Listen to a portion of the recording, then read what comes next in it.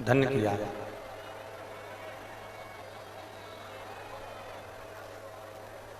मानव का देह, मनुष्य का शरीर, और इस शरीर के माध्यम से भगवान देवादिदेव महादेव की पवित्र शिव कथा, ये एक जीवन का लक्ष्य है।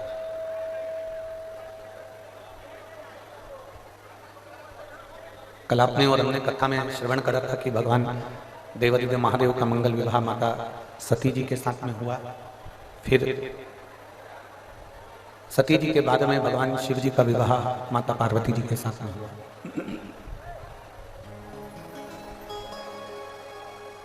सती मैया जो राजा दक्ष प्रजापति की पुत्री हैं, बेटी हैं,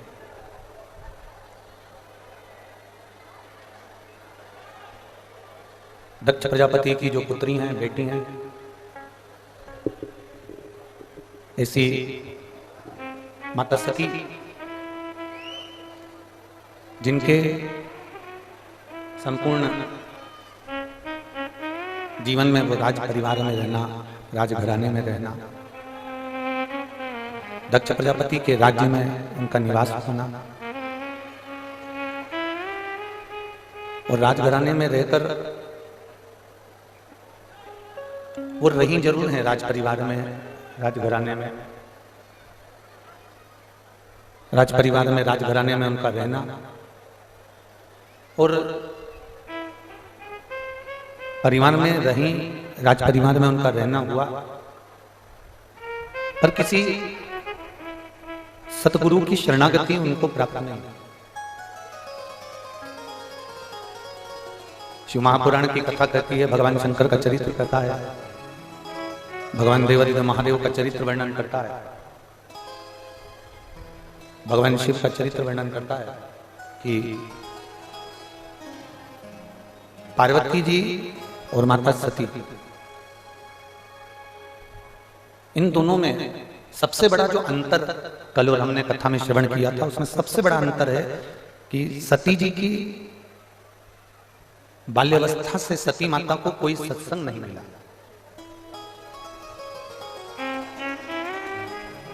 सती जी को कोई सत्संग प्राप्त, यहाँ के संबंध है, बाहर के चाहिए। माता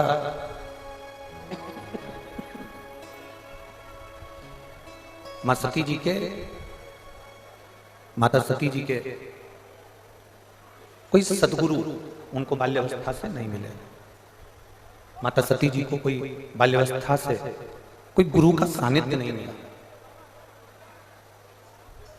कोई गुरु का सानिध्य माता सती जी को प्राप्त नहीं हुआ। केवल सानिध्य हिमालय राज की बेटी, हिमालय राज की पुत्री माता पार्वती जी एक ऐसी थी जिनको बाल्यावस्था से संत का, साधु का, सन्यासी का, तपस्वी का, साधक का, उपासक का सानिध्य प्राप्त हुआ है। उनको सत्संग मिला। और कल कथा में हमने वर्णन किया था, आप लोग सब श्रवण कर रहे थे कि सत्संग मिलना, बाल्यावस्था से संत का सानिध्य करना, गुरुजन के चरणों में बैठना, सत्संग करना, सदगुरु के जीवन को सार्थक कर, हमारे जीवन को धन्य बनाना। सती मैया को वो सत्संग प्राप्त नहीं हुआ, माता सती को वो सत्संग नहीं मिला, पर माता पार्वती जी को बाल्यावस्था से देवऋषि नारद ने जो सत्संग दिया वो पार्वती जी के हृदय में, चित्त में वो विराजमान है। हम एक बार कथा में पहले कहे हैं कि बच्चों को कार मत दिलाओ, कार दिलाओगे तो बच्चा बेचकर खा जाएगा, पर यदि बच्चों को आप और हमने संस्कार दे दिए तो यह पक्का है कि बच्चा कारों की लाइन अपने दरवाजे पर लगा ले।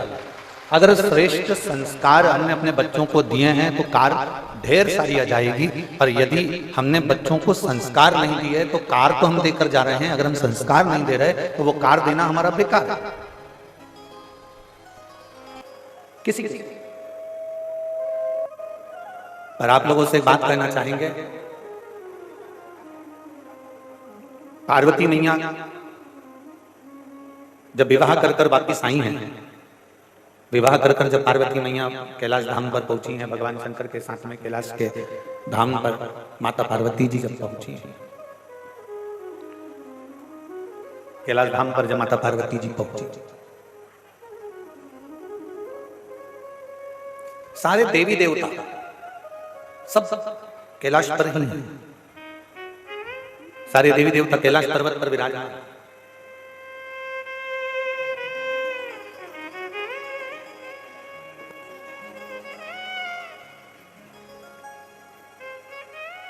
सारे देवताओं ने मिलकर देवाधिदेव महादेव से कहा, अब हम जा रहे हैं, आपका विवाह हो गया, आपका पाणी ग्रहण संस्कार हो गया, अब हम जा रहे हैं।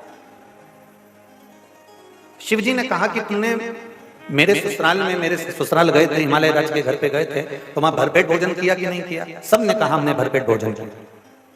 मेरे ससुराल गए थे तो वहां पर तुम्हारी आव भगत हुई कि नहीं हुई? खूब।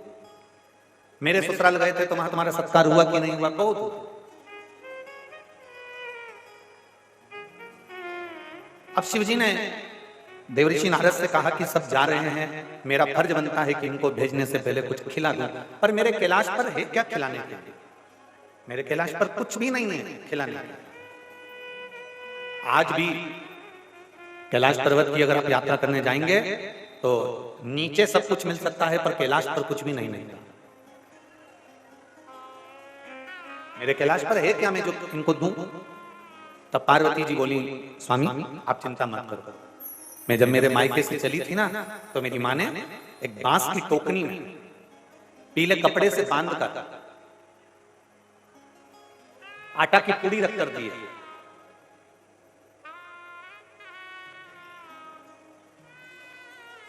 जितने गंगा तट के निवासी होते हैं, जितने सरयू तट के निवासी होते हैं, जितने नर्मदा तट के निवासी होते हैं, जितने गोमती तट के, गोदावरी तट के, जितने यमुना तट के निवासी होते हैं, जितने सरस्वती तट के निवासी होते हैं, जितने गंगा के घाट के निवासी हैं, जितने गंगा के किनारे के निवासी हैं, और जितने सरयू, मंदाकिनी, नर्मदा, कावेरी, गोदावरी, कृष्णा इसके तट के जो निवासी होते हैं, ये सब शंकर जी की बनाई हुई परंपरा से चलते हैं।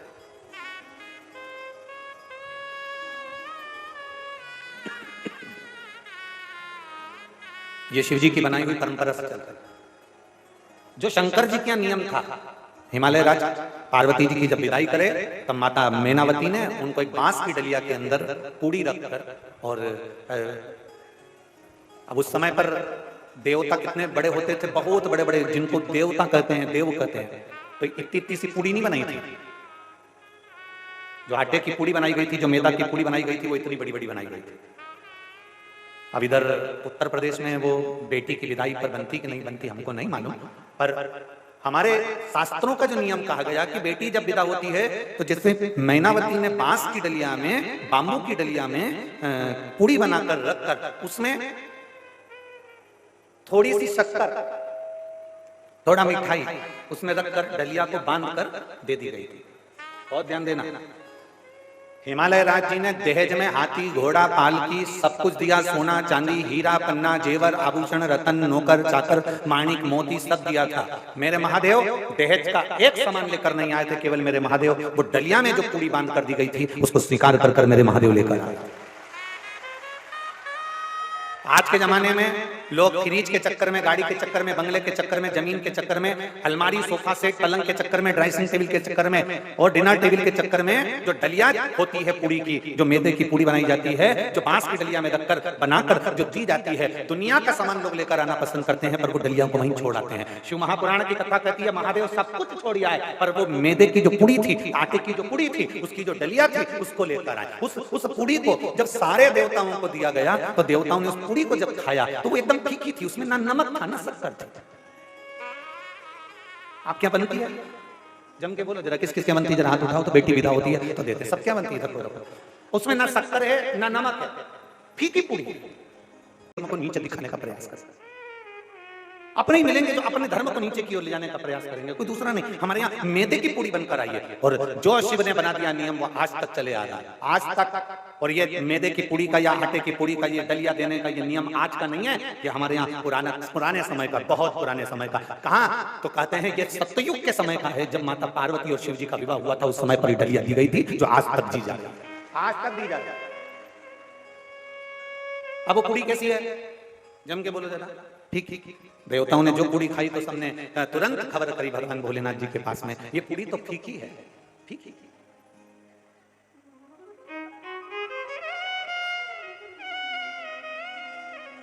इसमें ना शक्कर है, इसमें ना नमक है, ये पूर्ण तरह से फीकी है, पूर्ण तरह। अब देवाधिदेव महादेव को बुलाया गया और बुलाकर देवताओं ने कहा ये पूरी पूरी फीकी है, इसमें कुछ भी नहीं है।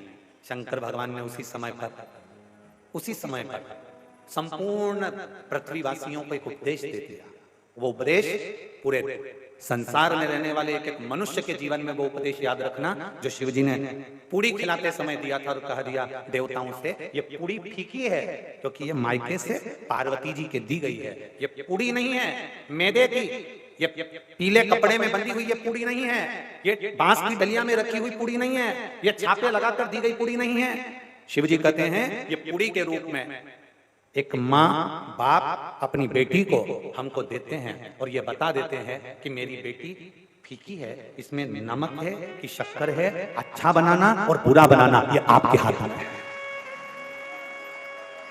मेरी बेटी फीकी है, इसको अच्छा बनाना और बुरा बनाना तुम्हारे हाथ में है। हमारी बेटी को हम जितना जैसा बना सकते थे बनाकर आपको दिया है, इस पूरी को बनाकर हमने आपको दिया है। अब आपकी जवाबदारी, आप इसको शक्कर से खाएंगे कि आप इसको नमक से खाएंगे, ये आपकी जवाबदारी है कि आप अपनी बहू को कैसा संस्कार देते हैं। आप अपनी बहू को गाली देते हैं, आप शब्द करते हैं, ताने देते हैं, आड़ा टेढ़ा बोलते हैं, या अपनी बहू को सहलाकर प्रेम से, स्नेह से, अपनी मीठी वाणी से अपनी बहू को इतना मिठास में घोल लो कि वो फीकी पूरी मीठी हो जाए। ये महादेव की कथा का,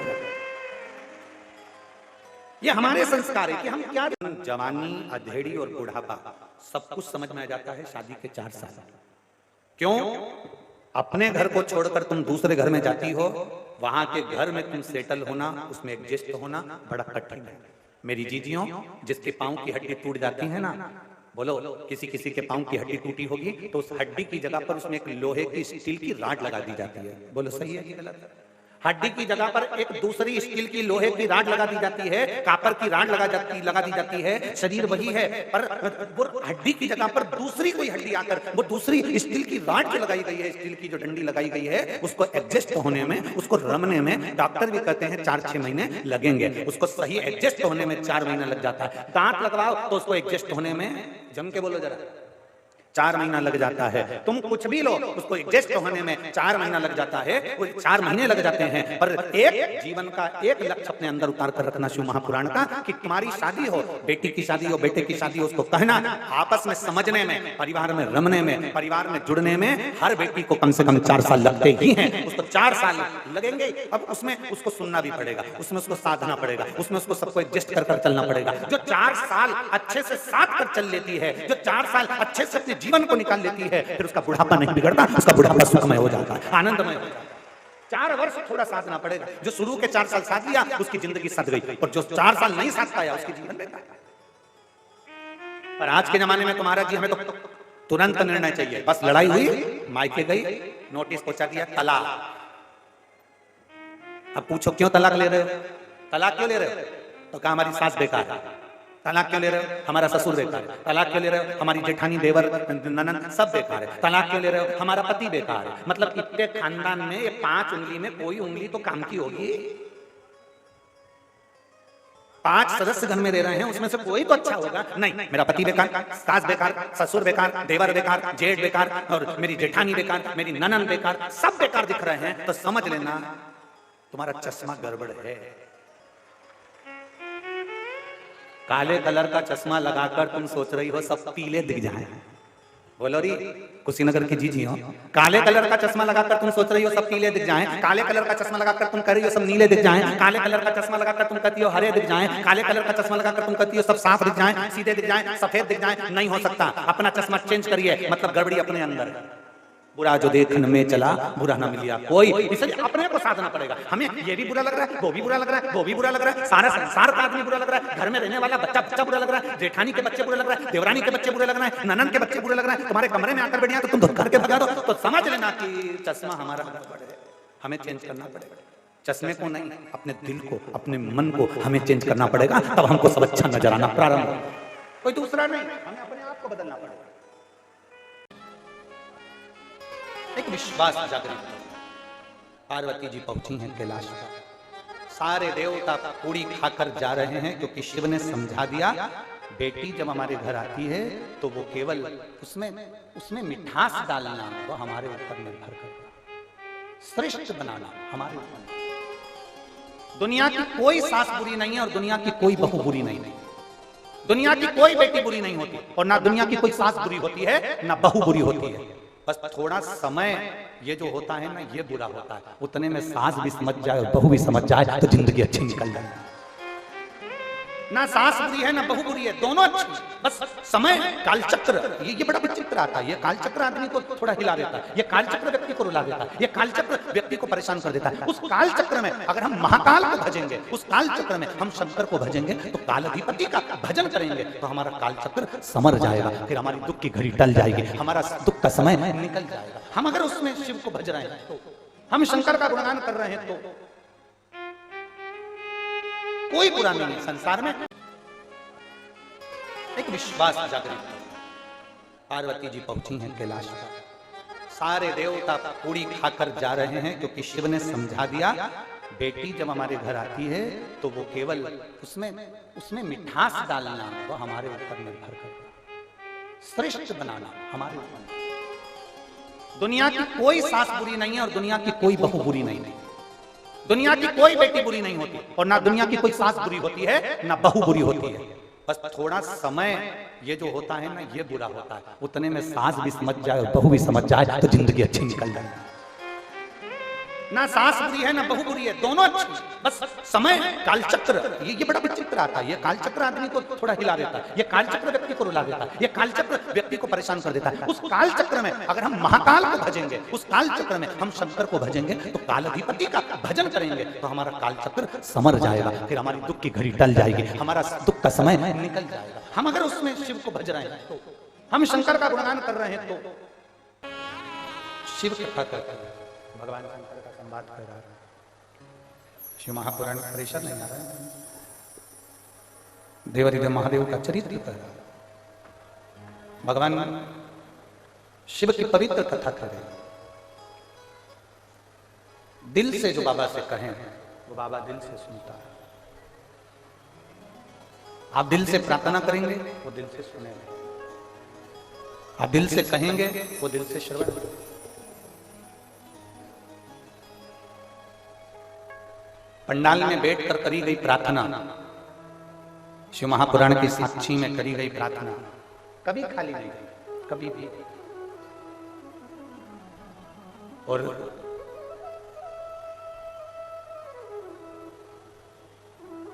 जो हम कहते हैं बाबा से अपने मन की बात जो कहते हैं बाबा उसको पूर्ण करता है, करता है। शिव महापुराण की कथा करती है, भगवान शंकर का चरित्र करता है, देवादिदेव महादेव का चरित्र करता है। पार्वती मैया कैलाश धाम पर पहुंची, विराजमान हुई और विराजमान होने के बाद माता पार्वती थोड़ी देर बैठने के बाद में देवादिदेव महादेव के साथ में कथा श्रवण करने के लिए अमरनाथ की गुफा में पहुंची।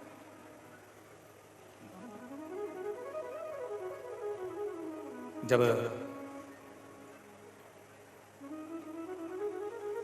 अमरनाथ की गुफा में बैठकर जब भगवान शंकर ने माता पार्वती जी को सुंदर सुंदर वृतांत सुनाना प्रारंभ करे जनमानस के कल्याण, पार्वती जी उसका स्मरण करती रही, सुनती रही। श्रवण करने के बाद में माता पार्वती फिर शिव जी के साथ वापिस कैलाश पर आकर विराजमान हो गए।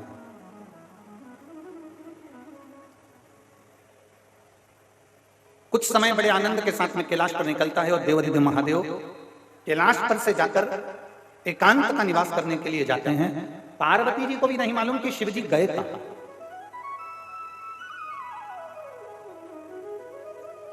कभी कभी ऐसा योग लग जाता है, कभी कभी ऐसा क्रम लग जाता है, कभी कभी ऐसा योग संजोग बैठ जाता है कि कभी कभी हमारे चित्त में ऐसा भाव उत्पन्न हो जाता है कहीं एकांत में जाकर बैठ जाएं और भगवान की अविरल कथा का लाभ लें, कहीं एकांत में जाकर बैठ जाएं शिव भक्ति का लाभ लें, कहीं एकांत में जाकर बैठ जाएं भगवान शंकर को एक लोटा जल समर्पित करें, कहीं एकांत में जाकर बैठ जाएं और श्री शिवाय नमस्तुभ्यम का जाप करें। ये हमारे भीतर उमंगता में उत्पन्न होता है।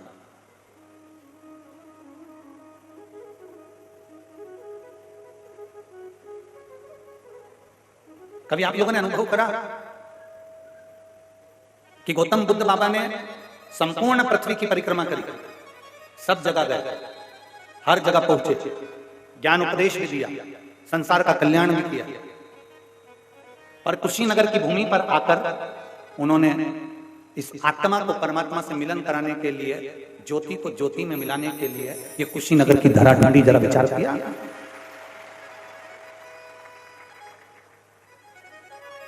मतलब कुछ तो इस भूमि पर होगा ऐसा, कुछ तो वो कहते हैं ना कि वो चुंबक जो होती है ना वो लोहे को खींच लेते हैं। जो पवित्र भूमि होती है, जो श्रेष्ठ भूमि होती है, वो संतों को, साधुओं को, गुरुजन को खींच लेते। और देखो कुशीनगर की भूमि ने राजदास महाराज जी को भी अयोध्या से खींच के यहाँ बुला लिया, तो मतलब कुछ तो है ना भूमि का, तो महत्व है। और इस पवित्र भूमि पर आप और हम शिव महापुराण की कथा का लाभ ले रहे। अब सबसे ज्यादा एकांत का वास कहां हो सकता है? बोलो रे बोलो कुशीनगर वाले जरा जम के। सबसे ज्यादा एकांत का वास कैलाश पर एकांत का वास नहीं होगा, क्योंकि देवता वहां पर दिन रात आते हैं, भगवान के भक्त वहां पर आते हैं। 12 ज्योतिर्लिंग में अगर जाकर महादेव जी बैठ जाते तो एकांत का वास नहीं होता। नंदनवन काशी में जाकर बैठ जाते तो एकांत का वास नहीं होता। गंगा के घाट पर जाकर बैठ जाते तो एकांत का वास नहीं होता। सबसे ज्यादा एकांत का वास जहां पर संपूर्ण वैराग्य की उत्पत्ति हो जाए, शिव जी ऐसी भूमि पर शमशान में जाकर बैठ गए। शिव शमशान में जाकर बैठे। और भोलेनाथ जी जब शमशान में जाकर बैठे, पार्वती जी उनको ढूंढ रही हैं। माता पार्वती उनको ढूंढने का प्रयास कर रही हैं। सब जगह पर माता पार्वती जी ने उनको ढूंढा, हर जगह पर। ऐसी कोई धरा नहीं रही जहां पार्वती जी ने शिव जी को नहीं ढूंढा। ढूंढ रहे और ढूंढते ढूंढते माता पार्वती आखिरी में शमशान में पहुंच गई। और शमशान में बैठी पार्वती जी शिव जी का पूजन कर रहे। समझने वाला विषय है, शमशान में जाने के बाद तंबाकू खाने का विषय नहीं है ये। दुनिया के कई लोग मुर्दा जलाने के लिए जाते हैं, शमशान जाते हैं, अंतिम संस्कार करने जाते हैं, घर के लोग अंतिम संस्कार करते रहते हैं, बाकी के सब तंबाकू मल मल के फटकी लगा के खाते रहते हैं। कुछ लोग कुर्सी पर टेबल पर बैठ जाते हैं शमशान के अंदर, और जमीन पर उन्होंने आसन लगाया और ठहाके लगाने बैठ जाते हैं ना। पार्वती मैया शिव जी को ढूंढते ढूंढते शमशान में पहुंच जाते हैं और शमशान में बैठकर भगवान शंकर को रिझाने का प्रयास करती हैं, भगवान शंकर को मनाने का प्रयास करते। जब हम शिव को ढूंढेंगे तो शिव मिलेगा ही निश्चित है। हम ढूंढने का प्रयास ही नहीं करेंगे तो महादेव कैसे मिलेगा?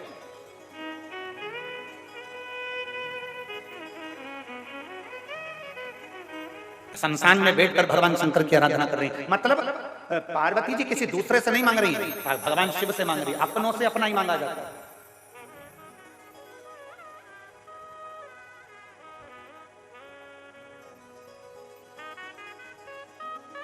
फिर महाराज जी उन्होंने कहा राजनीति का मुद्दा है, विपक्ष इसको राजनीति का मुद्दा मानता है। हमने उनसे कहा कि राजनीति का मुद्दा मानता है, हम तो कहते हैं अगर वो अयोध्या में राम लाने को तैयार हो जाते, वो ज्ञान वापी में शिव लाने को तैयार हो जाते, वो जन्म स्थली पर कृष्ण को लाने को तैयार हो जाते, तो हम भी उनके साथ खड़े हो जाते। उसमें क्या दिक्कत है? सीधा सा विषय है कि राम हमारे हैं, शिव हमारे हैं, कृष्ण हमारे हैं। ये संपूर्ण भारत की भूमि, संपूर्ण विश्व की भूमि, संपूर्ण भारत की धरा ये हमारी है, सनातन धर्म की है और भगवत भजन की है। यह कोई साधारण भूमि नहीं है। और मेरा कुशीनगर वालों से निवेदन है, जिस भूमि पर तुम रहते हो कुशीनगर में, ये भूमि साधारण नहीं है। देव अधिदेव महादेव की कुछ ऐसी कृपा होगी जो बाबा गौतम बुद्ध भी इस पवित्र भूमि पर आकर अपनी ज्योति को ज्योति में समाहित करते हैं। जहां शिव बैठते हैं, जहां शंकर की आराधना होती है, जहां शिव की आराधना होती है, वो भूमि साधारण नहीं होती है, भले वो शमशान क्यों ना, भले वो शमशान क्यों। मेरे उघड़दानी शमशान में बैठे हैं, माता पार्वती जी की सेवा में लगी हुई है। पार्वती जी उनकी पूजन कर रही हैं, पार्वती जी उनकी आराधना कर रही हैं, पार्वती जी उन पे जल चढ़ा रही हैं, उनको बेलपत्र चढ़ा रही हैं, समर्पित कर रही हैं, उनकी आराधना में डूबी। शिव जी मौन होकर बैठे हुए। शमशान में जाओ तो थोड़ी सी आराधना करिए शंकर।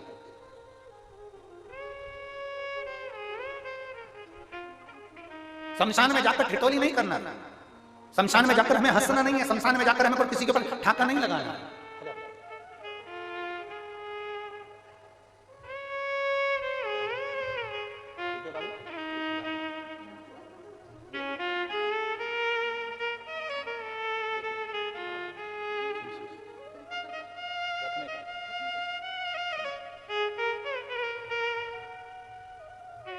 शिव शिव पंजाब से आई हैं बहन श्रीमती बासमती देवी जी, रामचंद्र जी कुशबा, पंजाब पटियाला से आई हैं। इन्होंने बाबा को जल चढ़ाकर विनती करी थी कि मेरे पति की किडनी और कैंसर अगर समाप्त हो गया तो मैं जाऊंगी। और पीजी आई चंडीगढ़ में जब रिपोर्ट पूरी नील आई तब ये यहाँ पहुंची हैं और बाबा को प्रणाम कराए। बरभाव से दोनों हाथों से साथ बोल बम का नारा है, शिव तत्व को हमें पहचाना, ओगरदानी को हमें जाना। पार्वती जी पहुंच गई। पार्वती जी ने पहुंचकर बाबा से प्रार्थना करी।